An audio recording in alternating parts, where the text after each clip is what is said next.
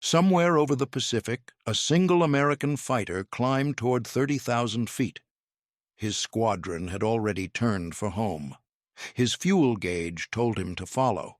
Every tactical doctrine the Navy had written said he should break off and preserve his aircraft. He kept climbing.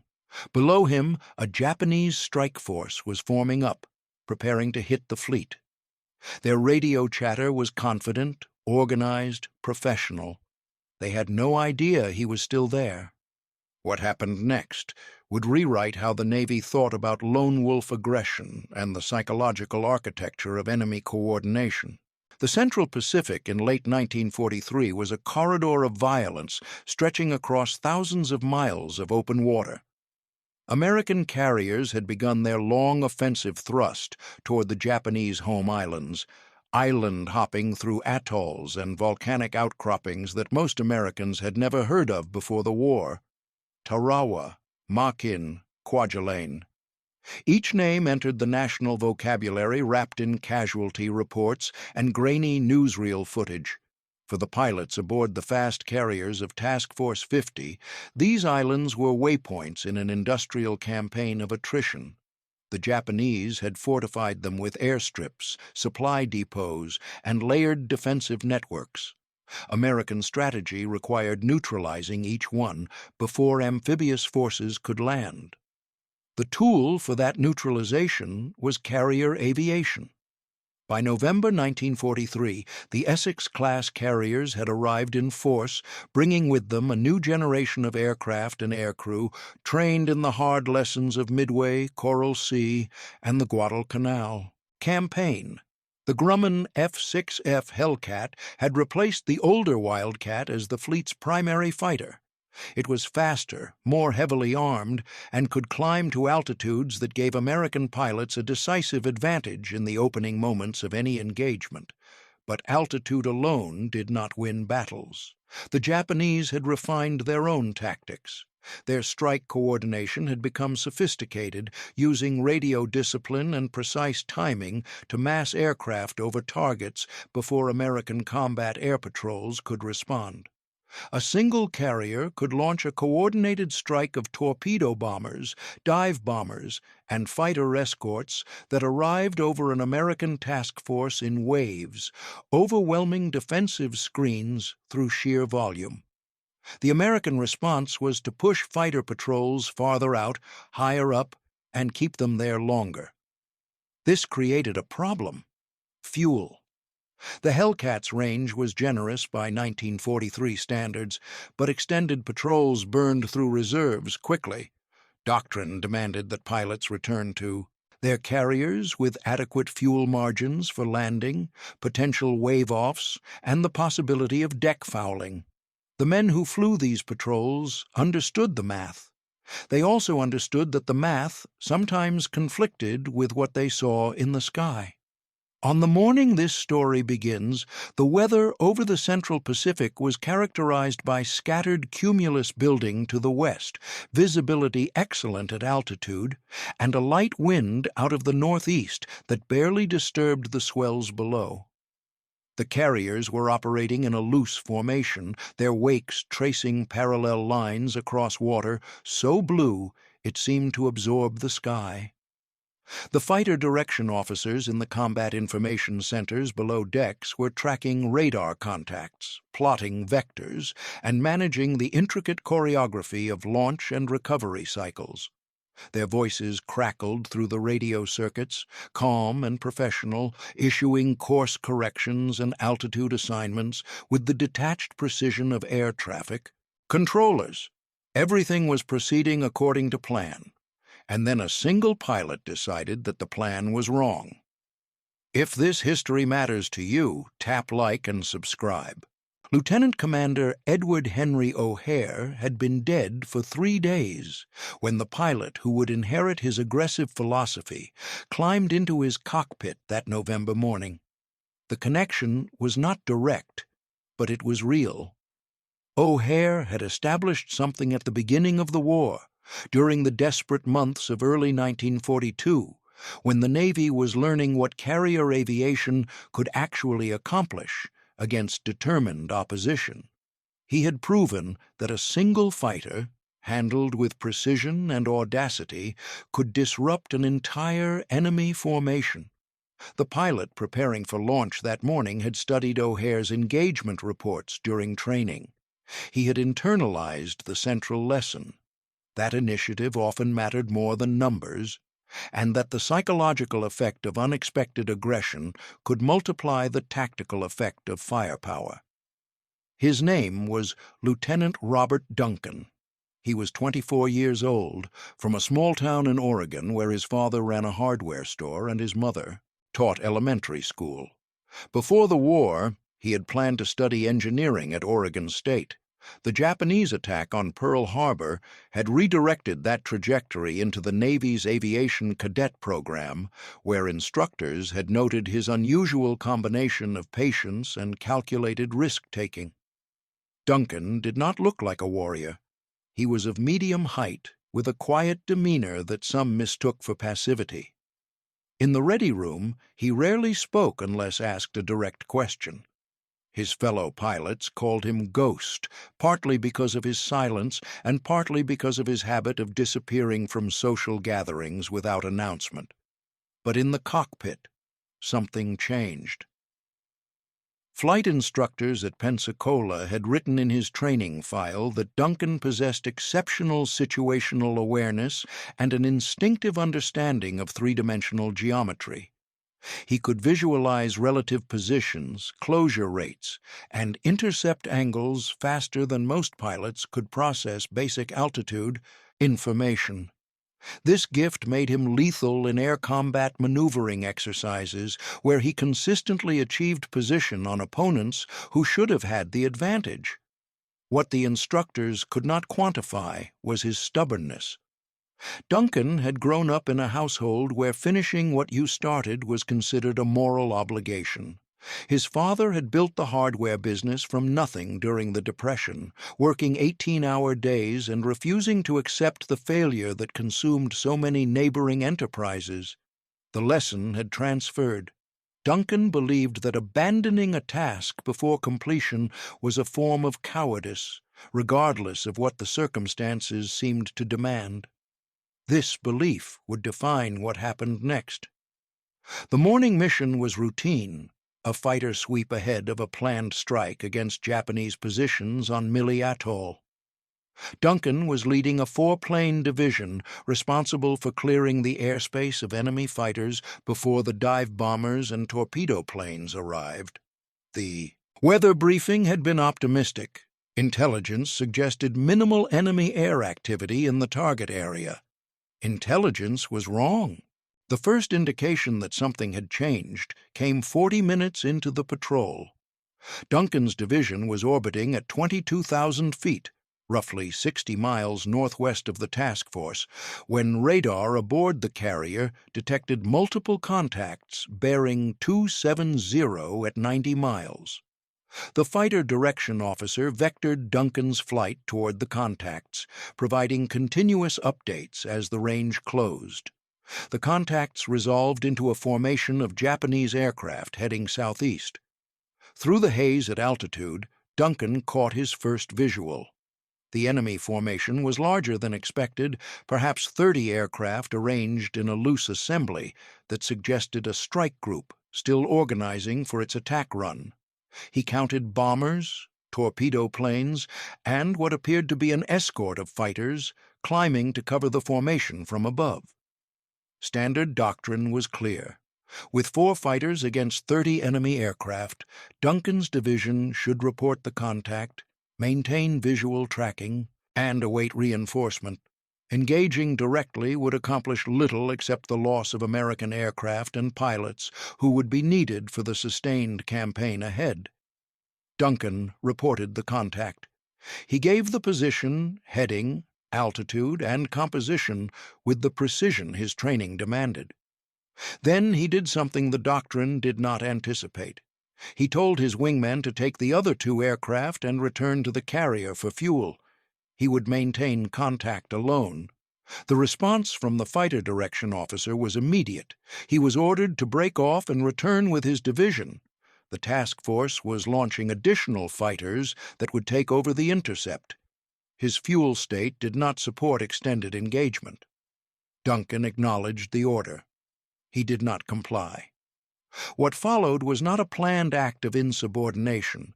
It was a calculated decision based on what Duncan could see and what he believed the men in the Combat Information Center could not adequately assess from their radar screens.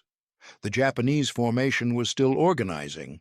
Their radio traffic, fragments of which were bleeding through the frequencies Duncan was monitoring, suggested confusion about American dispositions. They did not know how many defenders they would face. Duncan understood that this uncertainty was a weapon.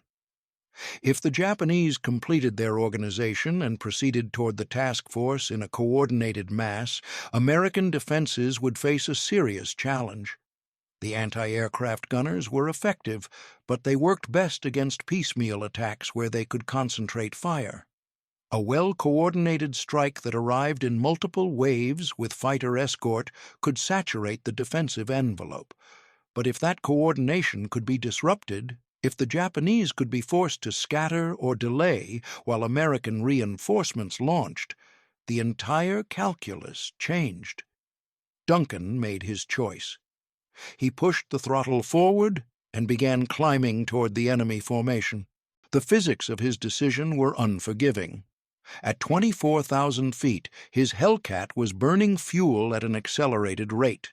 The Pratt & Whitney R2800 engine was designed for efficiency at lower altitudes, and the thin air at this height demanded a richer fuel mixture to maintain power. Every minute he spent climbing was a minute subtracted from his return margin. Duncan had done the math in his head. He estimated he had roughly 25 minutes of aggressive maneuvering available before fuel became critical.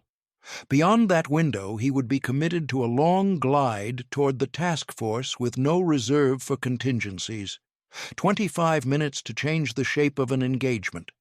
He climbed through broken cloud layers, keeping the enemy formation at the edge of his visibility while minimizing his own silhouette against the sky.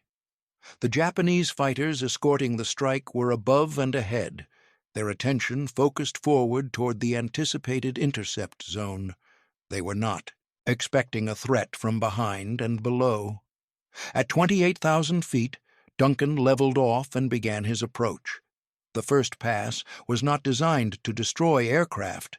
It was designed to create chaos. Duncan selected the trailing element of the bomber formation, a cluster of 4 aircraft that had drifted slightly behind the main group. He came down on them from the high rear quarter, a slashing attack that maximized his speed advantage and minimized his exposure time. His 650 caliber machine guns opened up in a 2-second burst that walked across the formation without apparent effect, but the effect was not measured in bullet holes. The trailing bombers broke formation, scattering in different directions as their pilots reacted to the unexpected attack. Their radio discipline collapsed into urgent warnings and requests for fighter support. The escorts above, caught off guard, began diving toward the engagement, abandoning their high cover position. Duncan did not stay to fight. He pulled up and away, using his speed to extend beyond the reach of the pursuing fighters. The Hellcat could not outmaneuver a Zero in a turning fight, but it could outrun and outclimb almost any Japanese aircraft in service. Duncan had studied the performance envelopes exhaustively, and he used that knowledge now, converting his attack speed into altitude that put him back above the disorganized formation. The Japanese radio traffic spiked. American signals intelligence operators aboard the carriers were monitoring enemy frequencies, and their logs would later show that the Japanese formation commander spent the next 4 minutes trying to restore order to his scattered aircraft. 4 minutes in which no progress was made toward the American task force.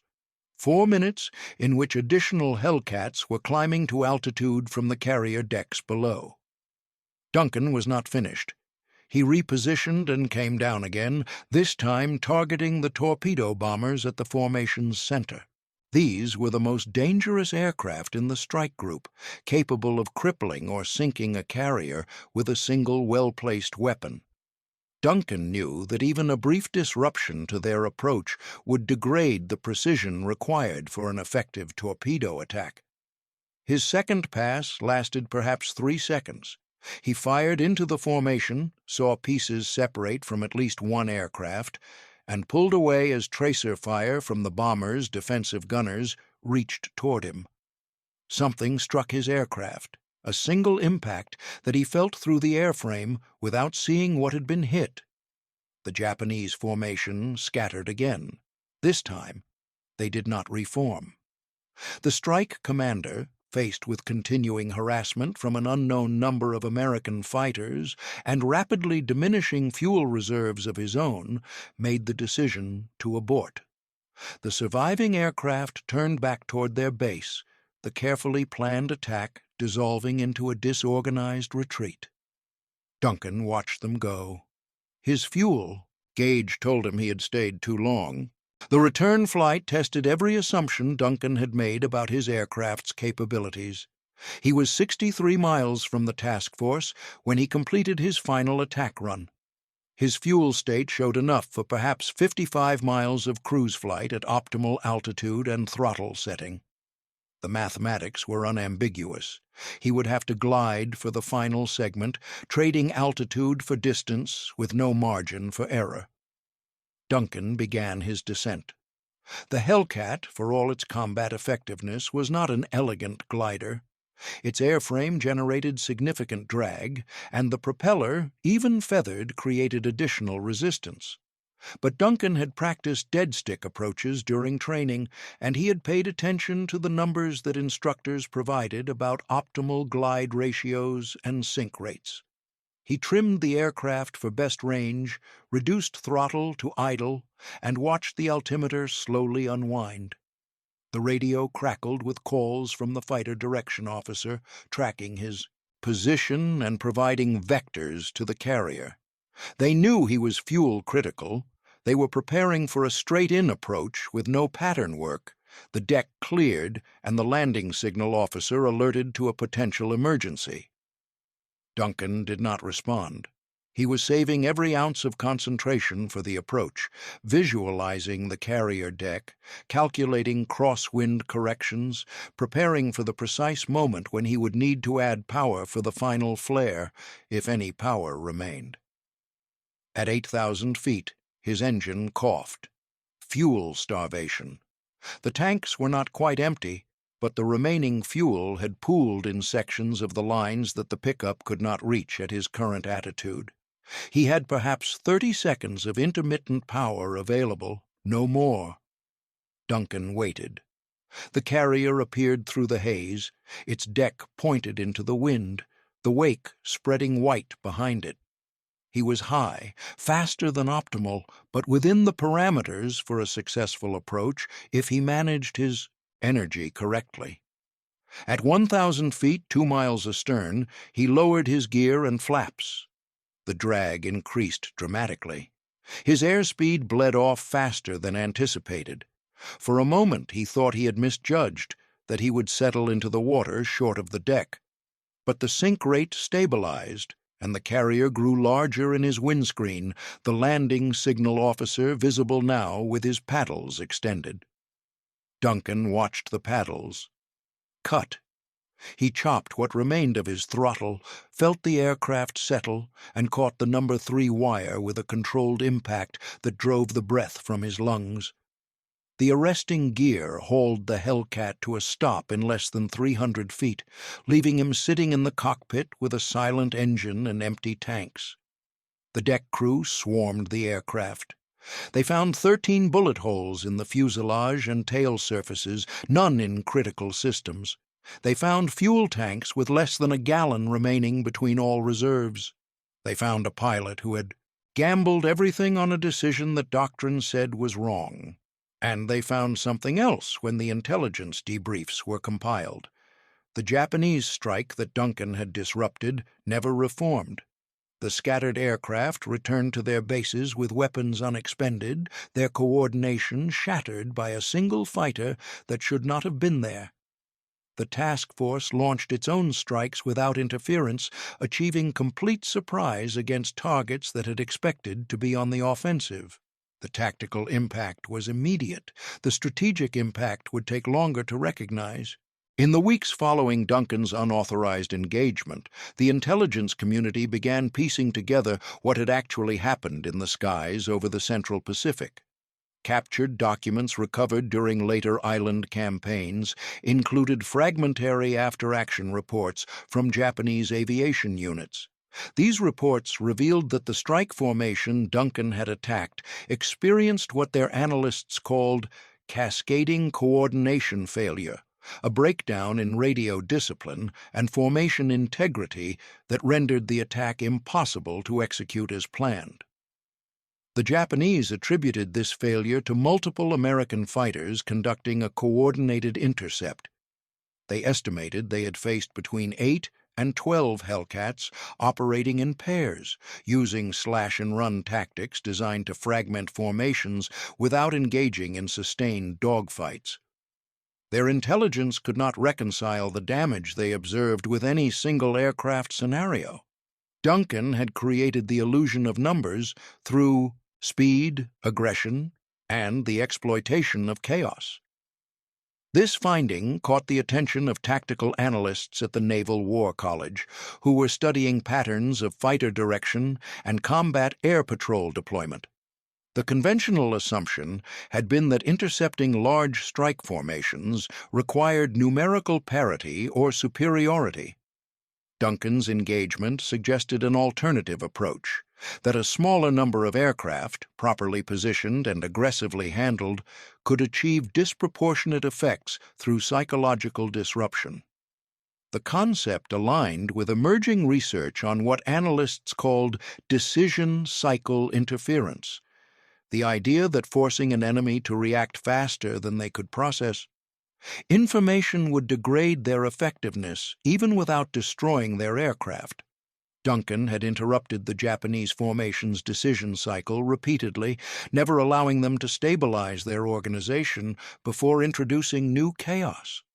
Within 6 months, elements of this concept began appearing in fighter tactical manuals. The Navy formalized procedures for what became known as harassment intercepts, single aircraft or small element engagements designed to delay and disorganize enemy strikes rather than destroy them outright. These intercepts bought time for larger defensive formations to achieve position, multiplying the effectiveness of limited combat air patrol resources. Duncan himself contributed to the doctrinal development. After recovering from the physical and administrative aftermath of his unauthorized engagement, which included both a commendation for initiative and a formal counseling for deviation from orders, he was assigned to the staff of a training squadron responsible for preparing new fighter pilots for fleet operations. His experience became case study material, dissected and analyzed for the principles it illustrated. The numbers told part of the story. In engagements where harassment intercept tactics were employed during 1944, Japanese strike success rates dropped measurably. Carriers reported fewer coordinated attacks, more piecemeal approaches that defensive systems could handle individually. Pilot survivability increased as the volume of concentrated enemy fire decreased, but the numbers did not capture everything. What Duncan had demonstrated was something less quantifiable, the possibility that individual initiative could matter in an industrial war that often seemed designed to reduce human agency to statistical inputs. He had looked at a problem, recognized that the institutional response was inadequate to the moment, and acted according to his own judgment. That judgment had been correct. It might not have been. The line between successful initiative and reckless insubordination was often invisible until outcomes revealed it. Duncan understood this. He never characterized his decision as anything other than a gamble that happened to pay off. but the gamble itself, the willingness to accept personal risk for collective benefit, became part of how the Navy thought about air combat leadership. The doctrine that emerged was explicit. Pilots were expected to exercise judgment within operational parameters, to adapt to circumstances that planners could not anticipate, to recognize when rigid adherence to orders would produce inferior outcomes. This expectation carried risk. Some pilots would judge wrongly, and the consequences would be severe. The alternative, a force conditioned to await instructions in every contingency, was worse. Duncan flew 37 more combat missions before the war ended. He shot down 3 confirmed enemy aircraft, damaged others, and survived multiple engagements that left his aircraft barely flyable. He never again deviated from direct orders, though he acknowledged later that the opportunity never arose in quite the same form.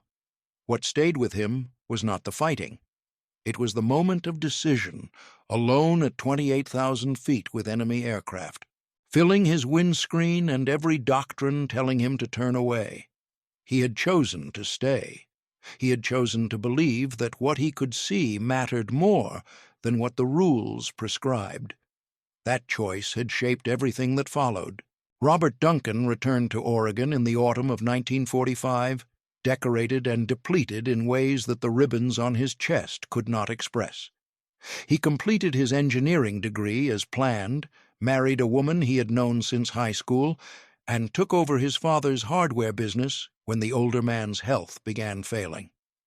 The store expanded under his management, eventually becoming the anchor of a small regional chain that served communities throughout the Willamette Valley. He almost never spoke about the war. His children learned the basic facts from relatives and occasional newspaper profiles that appeared on significant anniversaries, but Duncan himself deflected questions with the quiet efficiency that had characterized his flying. He seemed to regard his combat experience as something separate from the life he had built afterward, a chapter closed and filed away. Late in his life, a naval historian conducting research on carrier aviation tactics located Duncan through veterans' organization records and requested an interview. Duncan initially declined. After persistent correspondence, he agreed to a single conversation, limited to 2 hours, with the understanding that certain topics would remain private. The interview covered technical matters extensively. Duncan's recollections of aircraft performance, tactical geometry, and formation behavior were precise even 50 years after the events. He corrected several assumptions the historian had made based on official reports, providing details that only a participant could have known. Near the end of the interview, the historian asked what had stayed with Duncan from his combat experience.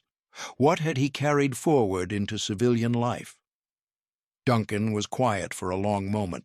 Then he said that what he remembered most clearly was not the fighting itself. It was the silence afterward, sitting in his cockpit on the carrier deck with the engine stopped and the fuel exhausted, waiting for the deck crew to reach him. In that silence, he had understood something about himself that no training had prepared him for.